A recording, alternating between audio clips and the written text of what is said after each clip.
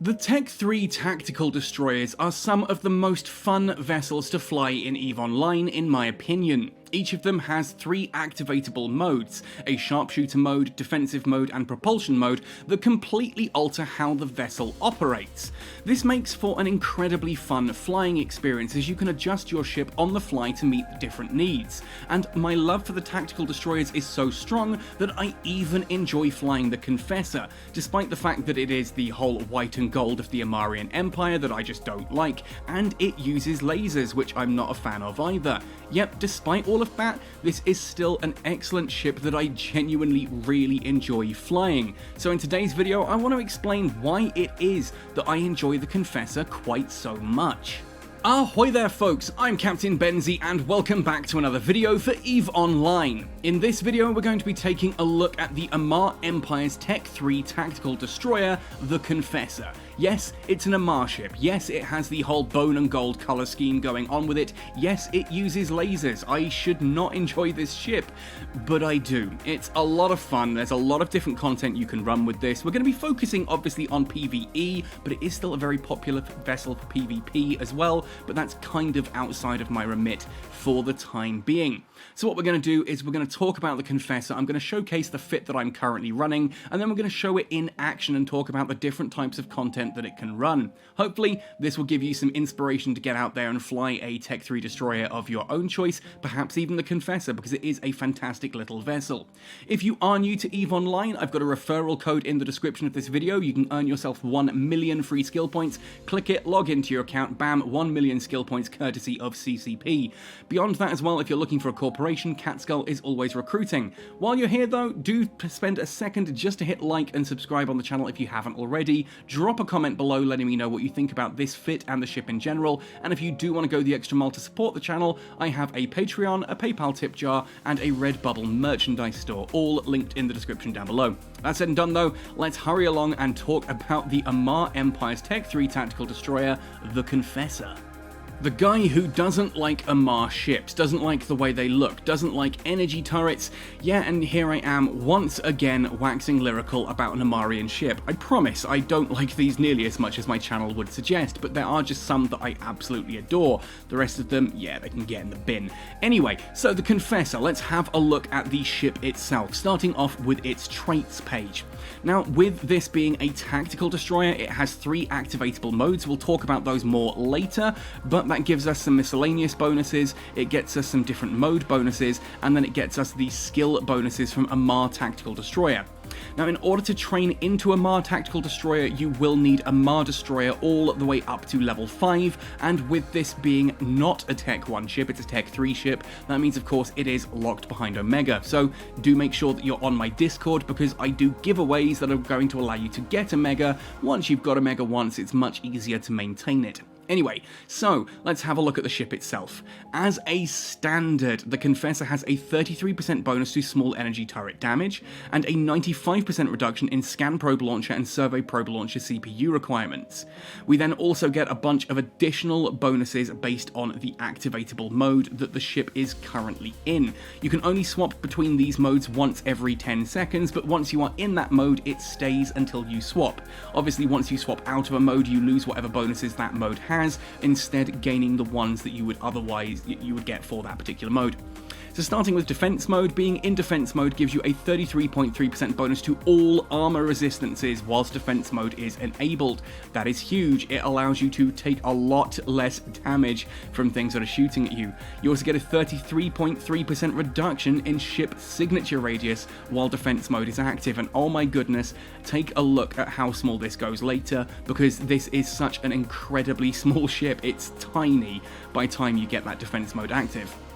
Propulsion mode is our second one. This gives us a 66.6% bonus to Afterburner and Micro Warp Drive speed boost while it's active, meaning that you have that capability to just move around a little bit faster, and a 33.3% bonus to Ship Inertia modifier while it's active. So you're going to turn faster, you're going to move faster when you have an Afterburner or a Micro Warp Drive active. Propulsion mode is the button you press when you need to get from A to B as quickly as possible. Finally, for the modes, we have Sharpshooter mode, 66.6% to small energy turret optimal range, 33.3% to small energy turret damage, and 100% bonus to sensor strength and targeting range, and 66.6% resistances against sensor dampeners and weapon disruptors. Basically, this turns you into like a sentry turret, basically, at that point, because you get a lot of additional range and the ability to lock much further out, plus you get additional damage. And remember, that is on top of the standard bonus to small energy turret damage that we get just from the ship. So it gets us a 33% bonus to small energy turret there, then an additional 33.3% from the Sharpshooter mode, which also then gives you additional optimal range and lock range. It also makes you more resistant to things like sensor dampeners and weapon disruptors, so people can't screw with your guns as easily when you're in Sharpshooter. Finally though, we do have the Amar Tactical Destroyer skill. Training this all the way up is going to give you bonuses as well. 5% bonus per level to small energy turret damage, which again stacks with the MISC bonus and with the Sharpshooter mode as well. You can get a full 25% out of here, plus an additional 33%, then an additional 33% later on. We get a 10% reduction in small energy turret activation cost, which helps with your capacitor, 50% at full training, and a 5% reduction in module heat damage amount taken. So if you do decide you need to overheat a module, and you're like me and forget to turn it off, you take less heat damage. Your modules take more to burn out when you're flying a tactical destroyer, which is really quite powerful.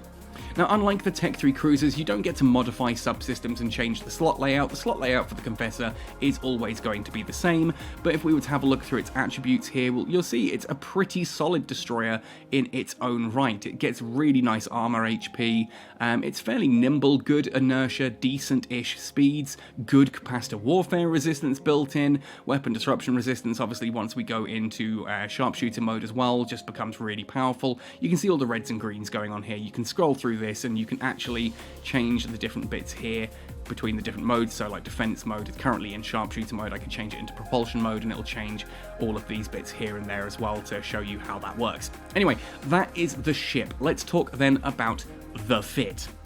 So the aim of this particular vessel is a PVE Confessor. I'm going to be running this through J-Space anomalies, and it can quite comfortably handle C2s, as long as you are willing to fly manually. You do need to be a decent manual pilot. You can't just sit there and shoot, you know, like the Drake, you just park the Drake there and shoot at everything. You cannot do that with the Confessor. If something does land a wrecking shot on you, well, you're only sitting on 6,475 EHP. It's very easy to get popped. Even if we pop ourselves into defense mode, and you can see here the ship does actually modify itself, which is really cool. So you can see what defense mode there looks like, a bit of extension at the front, everything else folds up. Even in defensive mode, we're only looking at 7,861 EHP. A lot of the ships in C2 wormholes, if like some of the sleeper battleships, actually have cannon type weapons that will, you know, turret weapons that will one-shot you. They get a wrecking shot on you, you are gone. Simple as that. Nice and straightforward. So you're going to need to be relying on your signature radius. And again, once we're in defense mode, oh boy, that signature radius is 43 meters. That is ridiculously small. That is incredibly hard to hit. Heck, even when we go back into Sharpshooter mode or propulsion, it's only 65 meters. This is a very small signature radius ship, which makes it surprisingly hard to hit and apply full damage at. Keep up your angular velocity and you should be okay. Just, you've got to be careful to make sure that you know which ships are going to do the most damage with turrets, and just keep up that angular momentum so that you don't get caught. Sometimes still happens, but you know, that's just the way of the world, right? So I run this normally through C2s. If you are lucky enough to find a C13 system, which a lot of people have asked me recently, what is a C13? C13 is a very special type of J-Space system. It has challenge rating, basically C3, C4 combat sights in it, but it has the Wolf-Rayet effect at full class 6, meaning 200% weapon damage from small weapons, which of course the Confessor uses.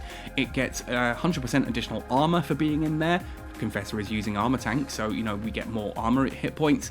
It does halve your shield hit points, which is the downside, halve your shield resistances, which is the downside, but that doesn't really matter to us. But then it does also half your signature radius even more, so you're going to be sitting there at 32.5 in standard, and if you go into that defense mode in a C13, you're going to be 21 meters. That's smaller than the capsule. That is just insanely small, and it is a very powerful ship for C13s. They do seem to be a little bit rare, so they can be hard to find, and that's why in the combat section I'm actually going to show you this running through a C3 Wolf IA, because if you can do this through a, you know, you can do this through a C2, but I'm going to show you in a C3, you can also do it in a C13. Anyway, the fit itself. Looking at the high slots then, we've got small focused beam laser 2s. You can see I've got Aurora fitted at the moment. We're going to be using both of the Tech 2 ammunitions. The Tech 2 ammunitions are very much worth it. Certainly here, if we have a look at Aurora, you can see that optimal range of 29 kilometers is awesome. Let's go back into sharpshooter mode and then have a look at that again. 48 kilometer optimal range.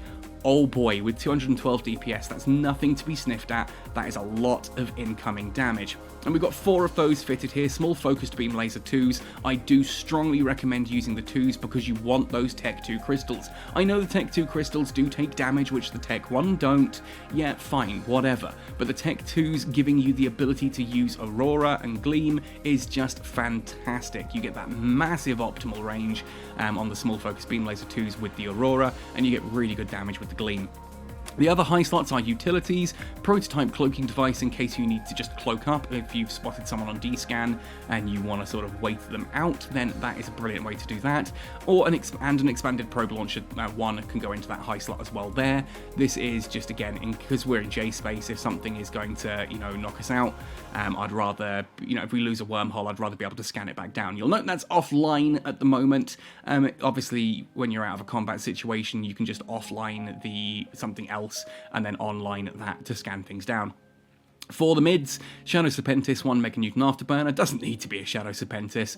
A 1 meganewton Afterburner 2 does kind of work as long as it fits within your skills. Again, you may have to offline different things to make that work. I'm using a Republic Fleet small cap battery for that lower fitting requirement. That does keep us nice and cap stable here, 47.3% cap stable, using the battery there and a cap recharger too.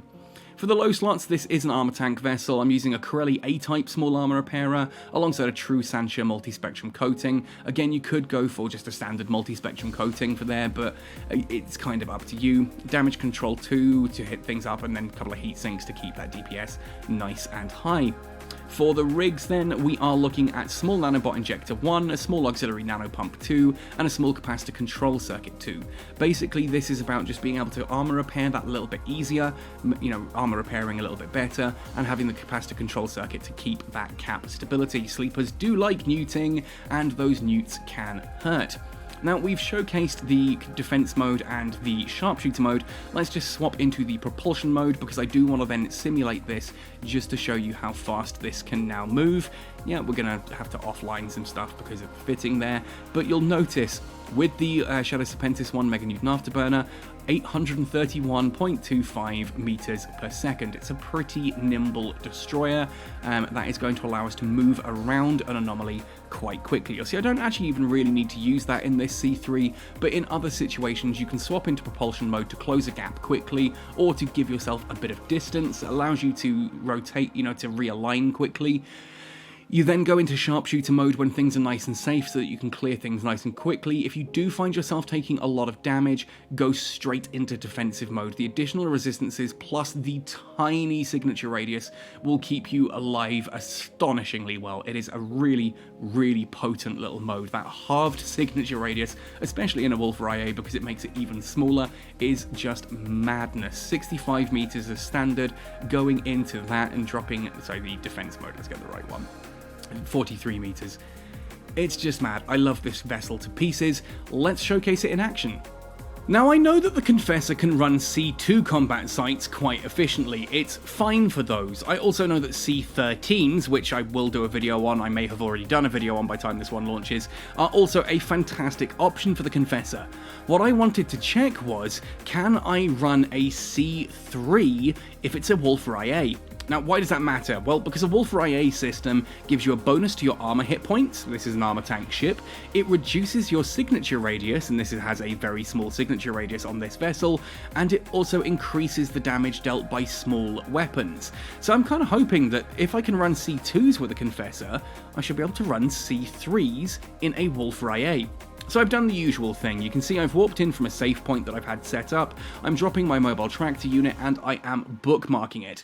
I should have also locked onto the proper things. I was doing the whole drag click and it hasn't properly worked, but we're going to be killing the emergent defenders first of all. They're getting a little bit closer, so at this point we're going to swap to Gleam and we're going to shoot at those because they're within the optimal range there. Basically, close targets, Gleam. Long range, Aurora. It's really as simple as that.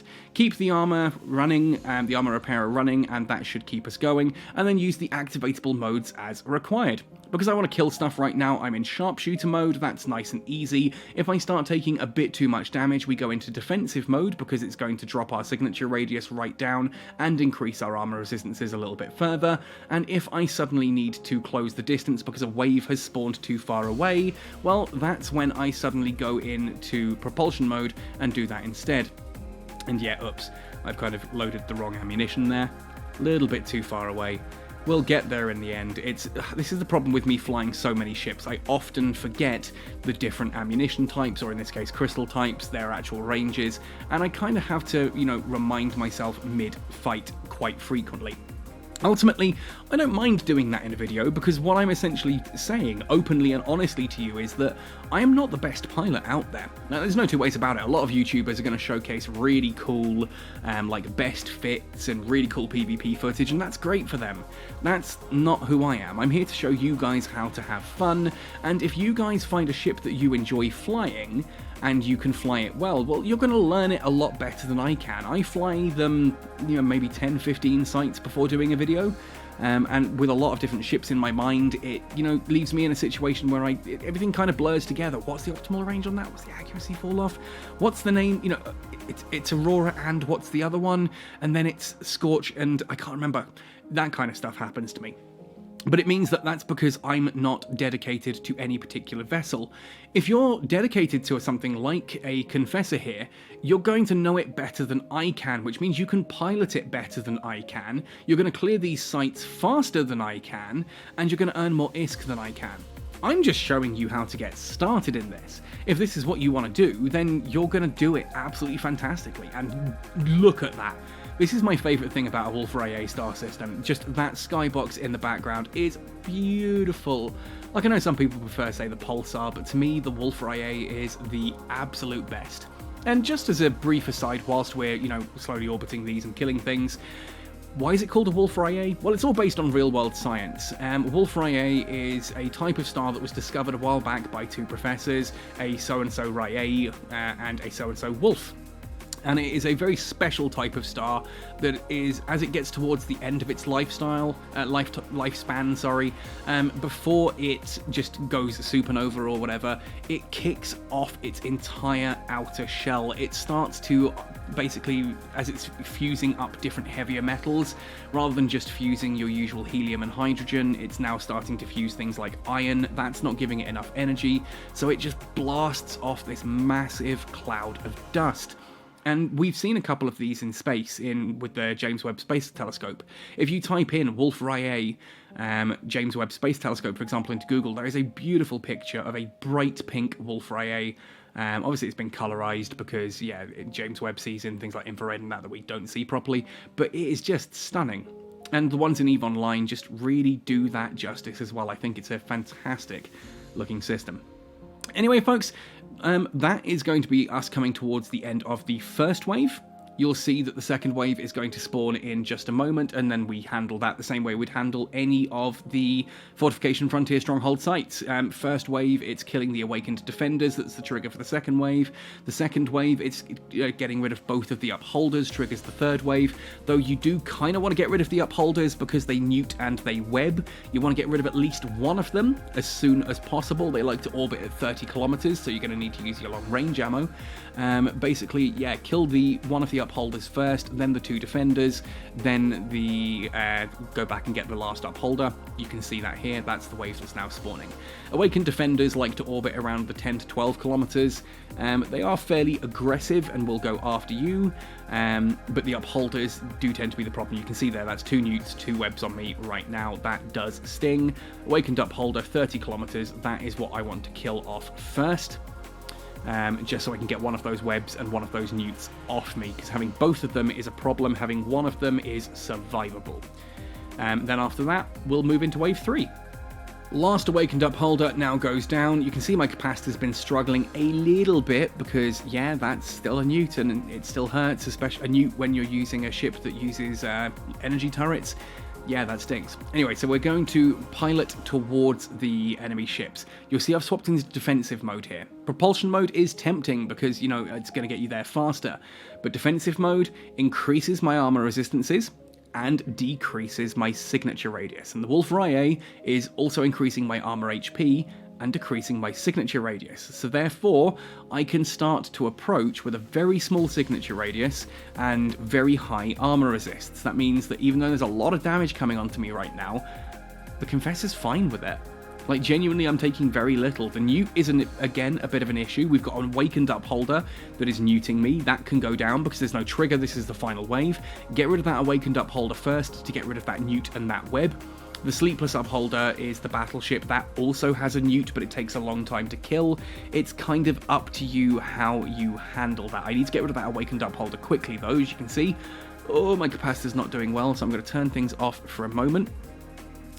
Change to something that might do a bit more damage, and we're going to try and orbit, I think, and deal with the Sleepless Upholder as our next option. You'll notice I've turned the armor repairer off. I should also turn the Afterburner off because I really need to conserve my capacitor at this point, or I'm just going to completely cap out. That's going to be a big problem. I won't be able to fire my weapons. I will have no armor repairing, and if someone jumps in on me, I won't be able to warp out. Big issues. So we're just going to kind of try and get into range so that this guy's not shooting at me, because that Sleepless Upholder does hurt when it shoots. It really hurts if it hits you. So I kind of want to get close so it's just not going to hit me. And there we are, capacitor is empty. Yay. That's because I flew it like an idiot. I should have turned my Afterburner off earlier, but there we go. What we can do now is try and warp out to a safe point. That's because I screwed up. We can warp out to a safe point, sit there and let the capacitor recharge just a little bit. Go sit in defense mode so that I take less damage on the way out. Again, you could go to propulsion mode for the additional sort of align time and stuff, but the defensive just seems the better option. Okay, so we're out of the anomaly. I'm actually at full armor, so it's not. I'm not in a dangerous situation there. It's just I can't do anything there. I'm going to be struggling to kind of hit anything, struggling to shoot in general, because obviously energy turrets use, well, energy, capacitor. With no capacitor, I can't do a thing, so I'm just going to sit here for a few seconds. Gives me a little bit of time for my shields to recharge as well. I'm looking, just trying to remember if any of these do any kind of faster capacitor. No, they don't. I'm thinking of some of the Tech 3Cs for that. But essentially, we're just going to sit here, let the capacitor recharge for a moment, warp back in, and then get on with the site. And you can see the capacitor comes up really quickly, so it's not like we're sitting out of the combat for like 5-10 minutes. I should really cloak up at this point as well so that I can't be scanned. But again, I've got friends sitting in the systems next to me, and I've got one currently in system with me whose core scanner probes are the ones you can see there, so he's sorting things out for me. So I'm feeling fairly confident, fairly comfortable that if anyone does happen to come into this system, I'm going to hear about it on voice before I see it on D-scan, because I'm in a combat anomaly. They're sitting on the wormholes, and also, yeah, I'm just not overly worried about it. But there we go. Anyway, we can now warp in on the MTU. This is why you bookmark the MTU. I'm going to come in at a range of 100 on this. That might be a bit overkill, might require propulsion mode to get into range or whatever. We'll have to kind of see. But in we go back into the Fortification Frontier Stronghold. Its final wave. Again, this can be avoided. You can avoid having to warp out like this, but I'd rather show my mistakes and show how to handle them than just kind of go, hey, look at me, I'm totally perfect, honest. Anyway, so we still have Sleepless Upholder there. Obviously, it's our battleship. That's what I want to be orbiting so that I'm you know, not as I'm not getting shot at by it. Still in defense mode for that half signature, well, that reduced signature radius and increased resistances. And you can see there I just got hit by something, but I'm so small it did very little damage. We're going to start to move in. So Awakened Preserver is a cruiser that has remote repairers. We don't need to worry about that too much. Awakened Defenders are kind of nasty. As I said, they hit fairly hard, but that's kind of all they do. The big problem we have in this wave is absolutely that Sleepless Upholder. It is neuting me, and it can do some absolutely monstrous damage to me if it gets a lucky shot. So I'm approaching at an angle. By approaching at an angle, I take less damage. You know, I'm moving faster, I'm a small target, I'm hard to hit, so I can kind of just, you know, drift through there, no trouble whatsoever. But there we are, we're coming back into range now. I'm shooting the Awakened Preserver, just because remote reps are irritating, and I don't really want it to be repairing the battleship whilst I'm shooting it, but otherwise that's pretty much it. You can see things are nice and safe at this point in time. Nothing's happening to me, I'm not blowing up, my capacitor's going to be quite comfortable. The Sleepless Upholder will actually go down at a fairly decent pace now that I'm in a good range of it to swap to a shorter range turret. Can even go into sharpshooter mode now. You see I've gone into sharpshooter mode to increase the amount of damage I'm doing because I'm so close to the Sleepless Upholder and moving at a decent speed. So I don't actually take any hits anymore. I'm barely taking anything. What is shooting me is the Awakened Defenders. So we're going to take down the Sleepless Upholder, get nice and capacitor stable. I'm going to approach a little bit closer. I'm going to use propulsion mode to help with that, just to be certain, so I can get in range with Gleam for a little bit higher DPS. There we go. That's better. And now it feels all comfortably set up. Anyway, folks, yeah, that really is everything. Is the Confessor useful in J-Space? Yes, it is. It'll run C1s. It's overkill for C1s. It is massively overkill for C1s, but it'll get the job done. For C2s, yeah, it can run them. Like you've seen in the Svipple video, you've just got to be a decent manual pilot so that you don't get blapped by something and getting a lucky wrecking shot off on you. And can it do C3s? Yeah, it can. If it's a Wolf Rye system, a Confessor can run C3 combat sites. You're seeing this here. You can see the capacitor's holding firm now, even with that nuke going. We're quite comfortable. We're not about to cap out. That Sleepless Upholder's going down, at which point the neutralization problem's gone. You can do it. Fortification Frontier in a Confessor. Dead simple.